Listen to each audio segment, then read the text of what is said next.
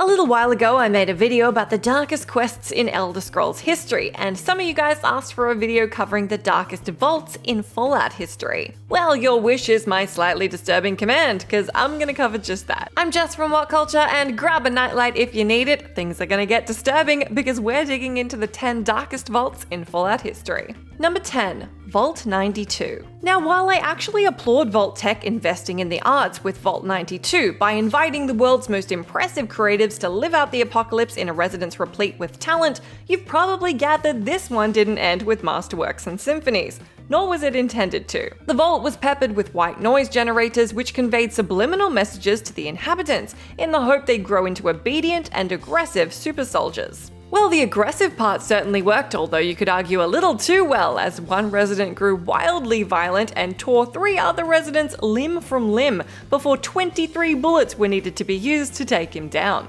Half the vault's population followed suit and got super murdery. The Overseer was initially stoked, but now all that's left for you to find when you come across it in Fallout 3 is a few crazed musicians and Mirelurks. Honestly, one of the darkest things about this vault, apart from the whole subconscious mind control bit, is that it would have been a great idea to preserve the world's greatest artistic talents, and as it happened, it was just a huge waste. Number 9. Vault 112. Another location you can find in Fallout 3, 112 is another vault that sounds great for the first sentence I spent describing it. The plan, or rather the pitch sold to unsuspecting inhabitants, was that the vault would be fitted with virtual reality pods that would transport its residents to a digital utopia until it came time to leave the vault. Again, I'll use the word unfortunately, because the Overseer Stanislaus Braun was kind of a dick, and decided to play megalomaniacal god to the vault's 85 inhabitants. Assuming the role of a little girl called Betty, which is already creepy enough, the Overseer would kill his residents off in VR in various ways. Through this, Braun psychologically tortured his residents, systematically wiping out worlds along with people's memories and booting up new virtual hellscapes. When you reach the vault, you're able to kill off the dwellers to save them from the perpetual cycle of Braun's games, and even trap Braun in his own simulations to doom him to be forever alone. Sounds fair. Number 8. Vault 106. Vault 106 was just your classic nuclear fallout shelter until 10 days into the experiment, when the fun guys at Vault Tech decided to pump psychoactive drugs into the air vents. Of course, the population were assured that the drugs were just to help them chill out until, unsurprisingly, they had the opposite effect, and people started to go loopy and murdery. If you enter the vault, you'll be struck by hallucinations yourself and encounter maddened dwellers who are still under the effects of the drugs. As a result, they'll attack on sight. Your guess is as good as mine as to what Vault Tech wanted to get out of this one experiment-wise. Maybe they just got bored. Number 7. Vault 95. Some vaults are dark because they literally have the light bulb set to a super low wattage. Yeah, I didn't include that one on this list. Some are dark because they're testing potentially useful social theories that end up just being cruel for the sake of being cruel. This one's the latter. While Vault 106 from our last entry offered its residents 10 good days before going psychopathic, the recovering drug addicts in Vault 95 got 5 years. For 5 whole years, the facility was a rehabilitation center, and it worked as such. Then, in one of the more insidious moves for a vault, a hidden stash of drugs and alcohol was made available to the residents. As you can imagine, this went badly for those in recovery, with the inhabitants falling back into the trappings of addiction and violence. When you arrive at the vault in Fallout 4, it's being used as a hideout for the gunners. All that's left of the original dwellers is bodies and old computer logs detailing their breakdown as a result of Vault Tech's cruel meddling. Number 6. Vault 22. We've covered off on a lot of deliberate acts of malice from Vault Tech, but not everything that went wrong in a vault was actually on purpose. Some of them were just mishaps. That doesn't make them any less gruesome though. Vault 22 was set up to investigate under what conditions plants could survive in a vault, which kinds would be able to thrive, and if a population could live off them alone. One such plant was a kind of fungal spore that was supposed to act as a kind of pest control. Yes, you did hear fungal spore, and yes, things are about to get Last of Us-y. The spore began to infect the vault's inhabitants. It killed off the mind of the host but kept control over the body, turning them into extremely violent beings called spore carriers. Some residents managed to escape the vault, and those left behind became the even more malformed infected that you'll be unlucky enough to encounter in Fallout New Vegas. To add insult to injury, these things don't even show up in vats until after the spore carriers get up. And some of the carriers are very small, suggesting they may once have been children or babies. If you're looking for this one in New Vegas, you can find it from the hastily scrawled signs outside that read, "Stay out, the plants kill." Number 5. Vault 12. For this particularly nasty vault, we've got to go back to the original Fallout. Vault 12 was supposed to be a sanctuary with plenty of supplies to go around. Once again, enter the sadists at Vault Tech and things start to get sketchy fast. This time it wasn't what was inside the vault that was the problem, but what was outside. You see, the doors were designed to not seal properly. Apparently, Vault Tech wanted to see how people would react to the effects of prolonged radiation.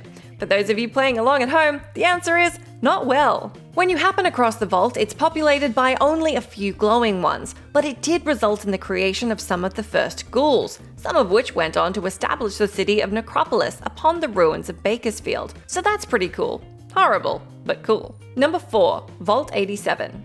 If you hate super mutants, then you're really not going to be a fan of Vault 87.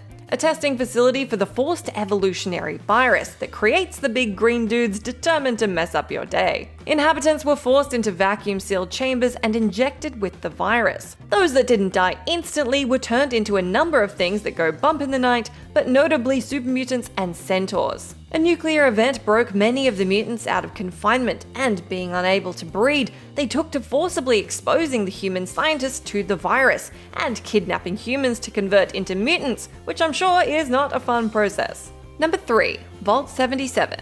What's worse than a vault that spawned one of the wasteland's biggest nuisances? A man and his puppets? Apparently, this one gave plenty of people the creeps. Explored in the official Fallout webcomic series, Vault 77 housed just one dude, plenty of food, and a nice big space to enjoy without the hustle and bustle of overcrowding or evil fungi or pesky doors refusing to close properly.